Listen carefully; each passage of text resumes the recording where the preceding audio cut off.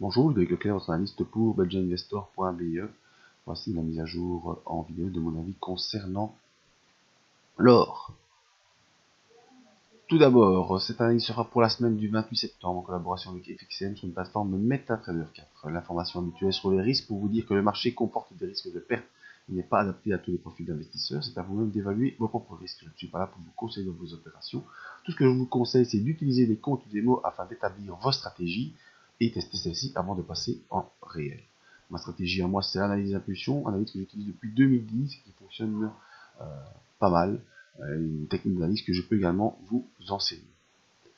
Alors, sur notre plateforme MetaTrader, on avait vu on a déjà parlé dans la dernière vidéo, cette possibilité d'avoir une épaule tête-épaule inversée.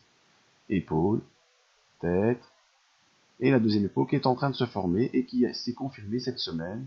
Pourquoi? Parce qu'on a eu le retour sur le support des 1124 et une accélération mercredi-jeudi avec un vendredi un petit peu baissier pour compenser un peu cette grosse accélération qu'on a connue jeudi. Donc la possibilité de rejoindre les 1162 est très très forte, d'autant plus qu'on a une ouverture des bandes de Bollinger. On est au-dessus de la M7, la M20 se retourne à la hausse. On a passé notre support ici 1124, on est venu faire le pullback, on a réaccéléré. Donc le prochain passage à viser, ce sont les 1162. Au niveau de nos indicateurs, on voit notre MACD bel et bien au-dessus de 0, au-dessus de son signal et en accélération. Au niveau de notre RSI, on est également passé au-dessus des 60, ce qui prouve également l'accélération de l'indicateur. Tout cela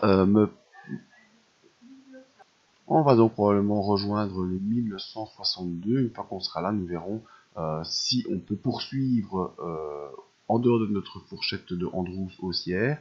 Et donc, on devrait, selon la théorie, retracer toute la hauteur de la figure, c'est-à-dire la hauteur correspondante entre 1102 et 1162, donc plus de $60 de hausse possible si on accélère en direction des 1220.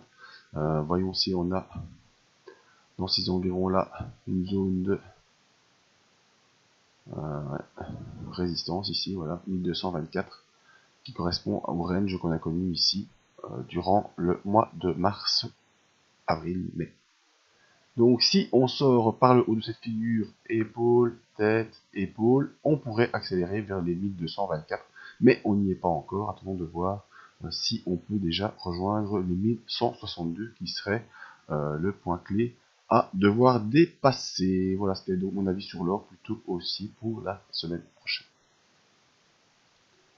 Veuillez nous rejoindre sur budgetinvestor.be, s'inscrire à notre mailing list afin de recevoir dans votre boîte email toutes les nouvelles, toutes les analyses et toutes les infos pour les futurs lives et autres analyses possibles.